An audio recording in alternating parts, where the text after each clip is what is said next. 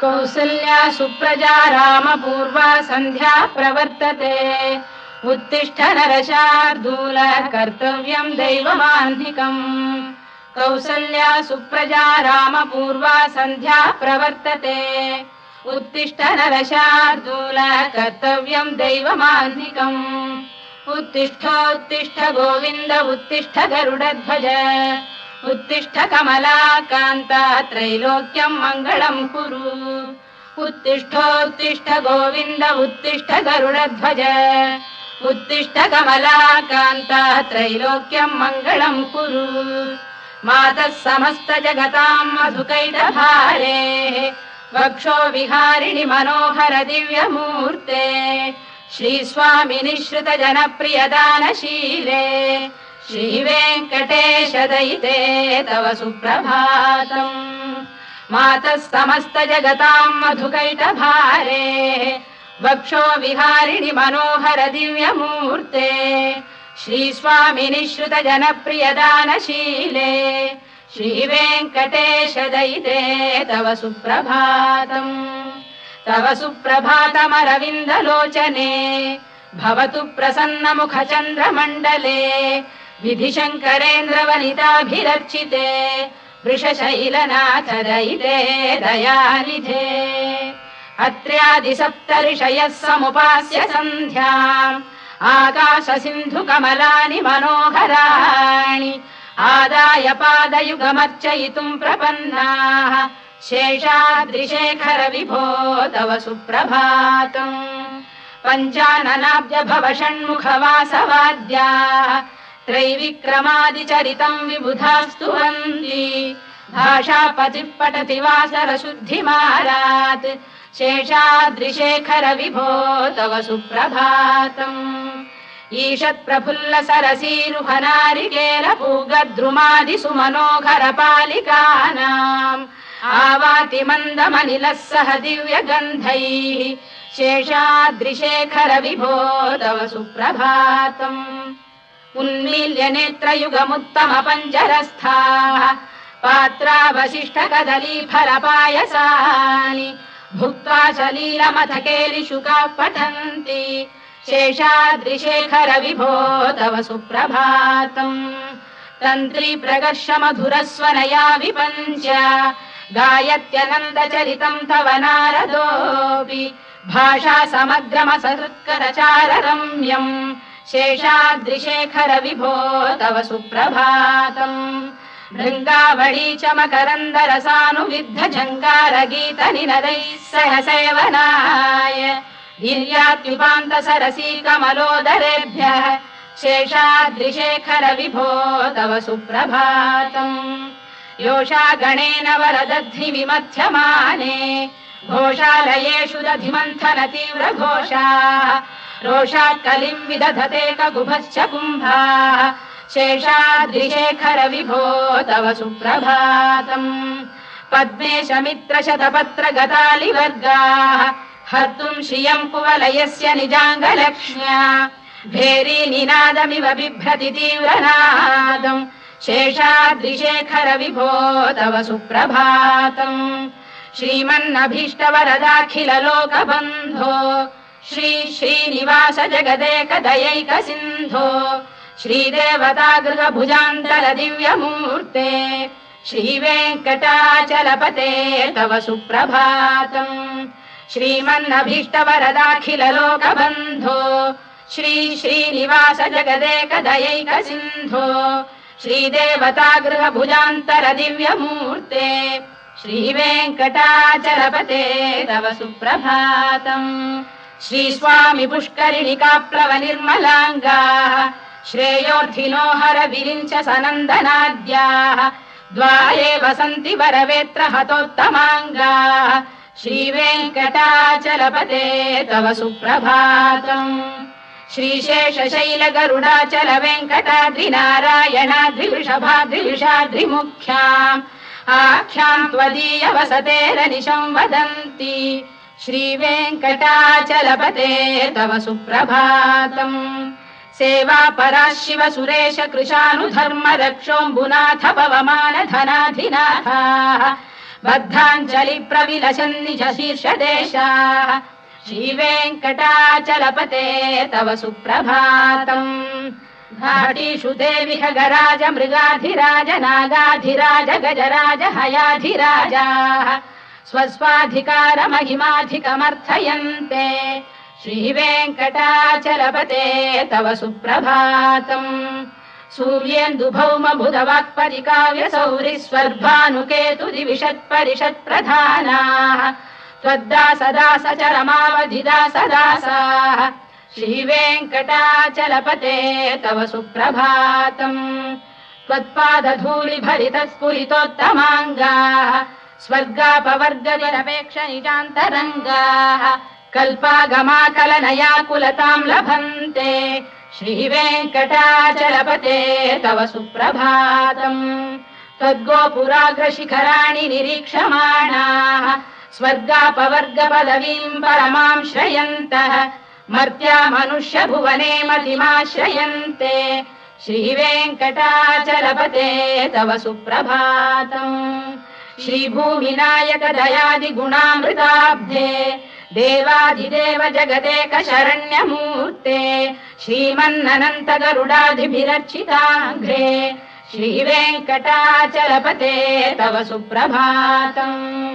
श्रीपद्मनाभ पुरुषोत्तम वासुदेव वैकुण्ठ माधव जनार्दन चक्रपाणे श्रीवत्स चिह्न शरणागत पारिजात श्रीवेङ्कटाचलपते तव सुप्रभातम् कन्दर्पदर्पहर सुन्दर दिव्यमूर्ते कान्ताकुजाम्बुरुह कुड्मललोल दृष्टे कल्याण निर्मल गुणाकर दिव्य कीर्ते श्रीवेङ्कटाचलपते तव सुप्रभातम् मीनाकृते कमठकोल नृसिंहवर्णिन् स्वामीन् परश्वत तपोधन रामचन्द्र शेषांश रामयदुनन्दन कल्किरूप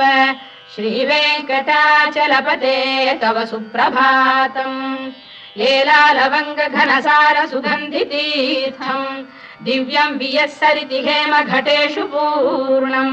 धृत्वाद्य वैदिक शिखामणयः प्रहृष्टाः तिष्ठन्ति वेङ्कटपते तव सुप्रभातम् भास्वानुदेति विगचानि सरोरुहाणि सम्पूरयन्ति निनदैः कगुभो विहङ्गाः श्रीवैष्णवाः सततमर्थितमङ्गलास्ते धामाश्रयन्ति तव वेङ्कट सुप्रभातम् ब्रह्मादयः सुरवराः समहर्षयस्ते सन्तः सनन्दन मुखास्तव योगिवर्याः धामान्तिके तव हि मङ्गलवस्तु हस्ताः श्रीवेङ्कटाचलपते तव सुप्रभातम् लक्ष्मीनिवास निरवद्य गुणैक सिन्धो संसार सागर समुत्तरणैक सेतो वेदान्त वेद्य निज वैभव भक्त भोग्य श्रीवेङ्कटाचलपते तव सुप्रभातम् लक्ष्मीनिवास निरवद्य गुणैक सिन्धो संसार सागर समुत्तरणैक सेतो वेदान्त वेद्य निज वैभव भक्त भोग्य श्रीवेङ्कटाचलपते तव सुप्रभातम् इत्थम् वृषाचलपतेरिह सुप्रभातम् ये मानवाः प्रतिदिनम् पठितुम् प्रवृत्ताः तेषाम् प्रभात समये स्मृतिरङ्गभाजाम् प्रज्ञाम् परार्थ सुलभाम् परमाम् प्रसूते इत्थम् वृषाचलपतेरिह सुप्रभातम्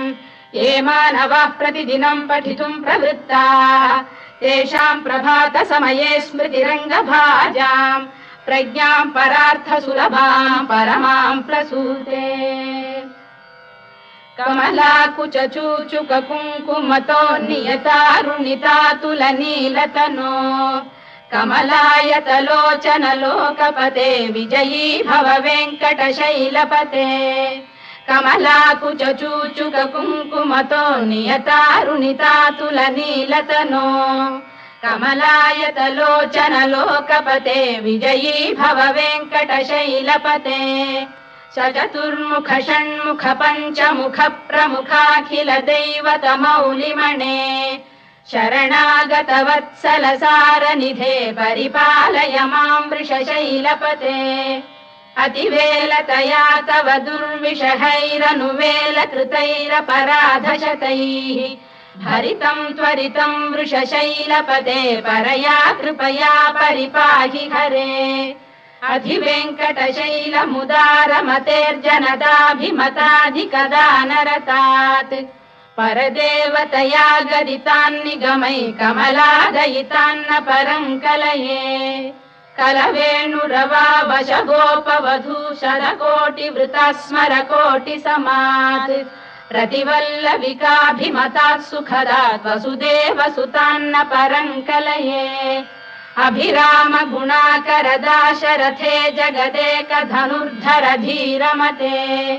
रघुनायक राम रमेश विभो वरदो भवदेव दया जलधे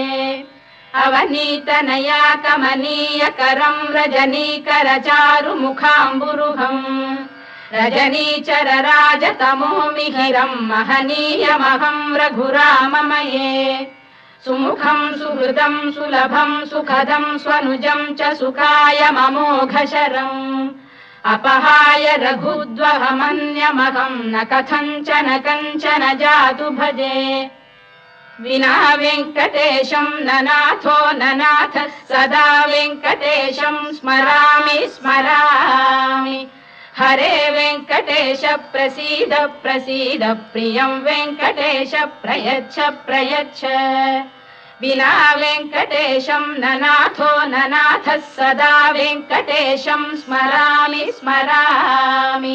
हरे वेङ्कटेश प्रसीद प्रसीद प्रियं वेङ्कटेश प्रयच्छ प्रयच्छ अहं दूरतस्ते पदाम्भोजयुग्म प्रणामेच्छयागत्य सेवां करोमि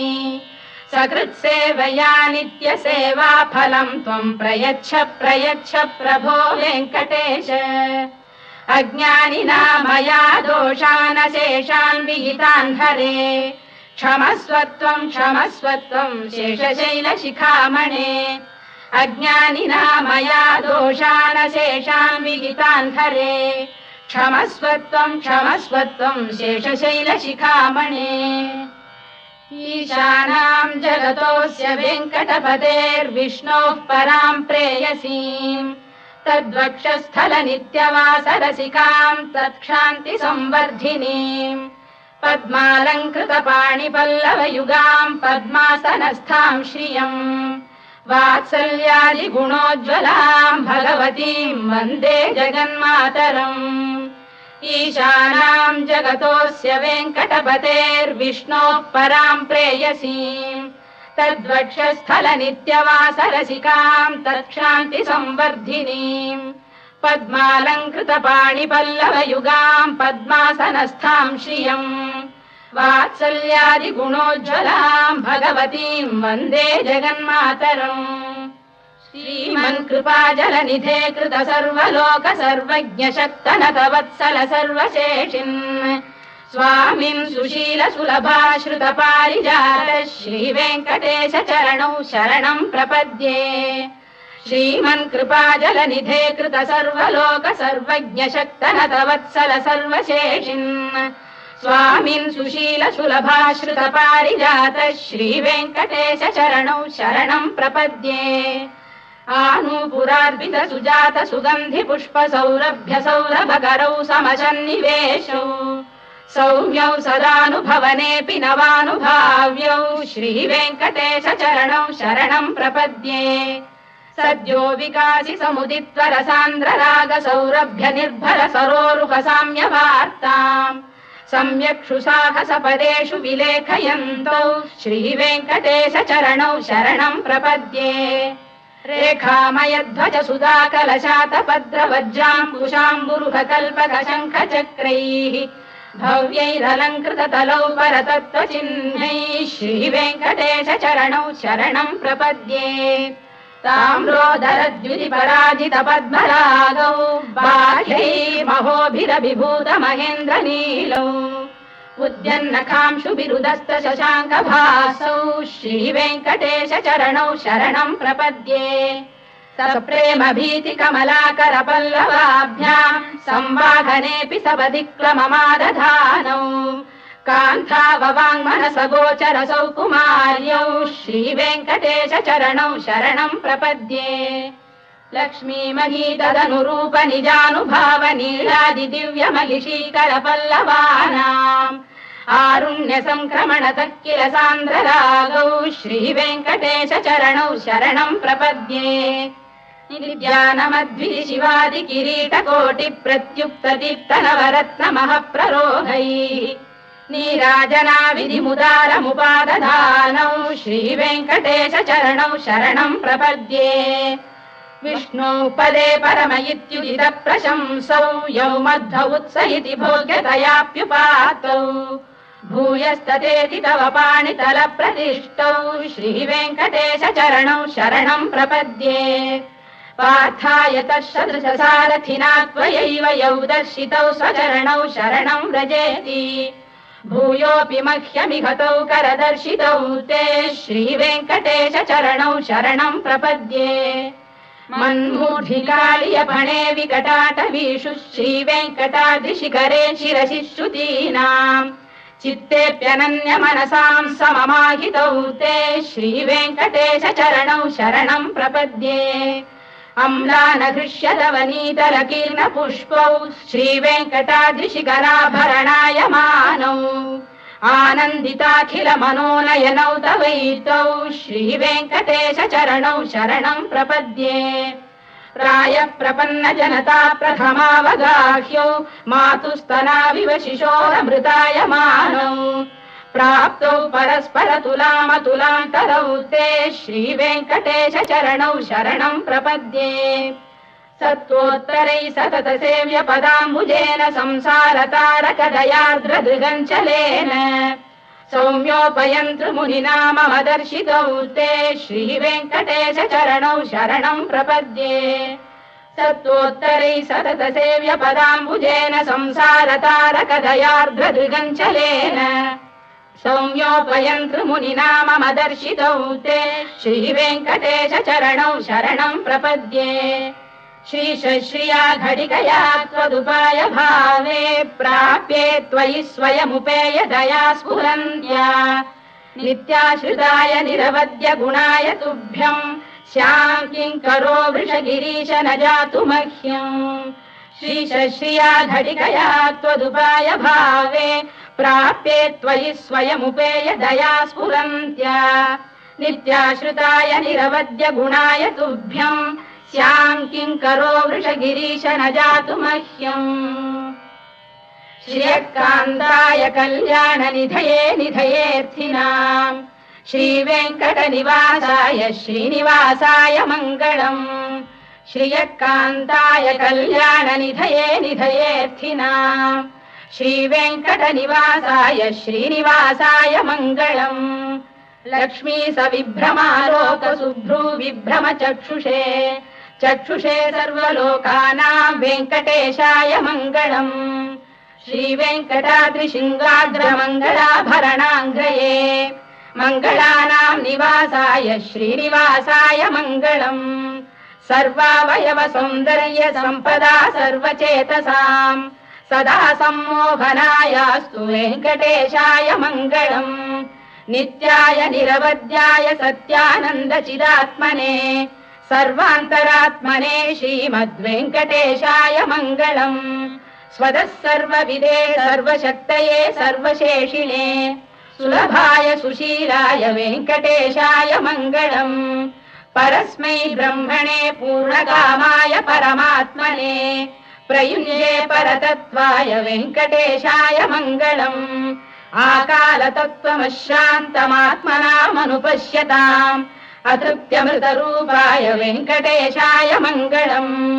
प्रायस्वचरणौ पुंसां शरण्यत्वेन पाणिना कृपया दिशते श्रीमद्वेङ्कटेशाय मङ्गलम् दयामृततरङ्गिण्यास्तरङ्गैरिव शीतलैः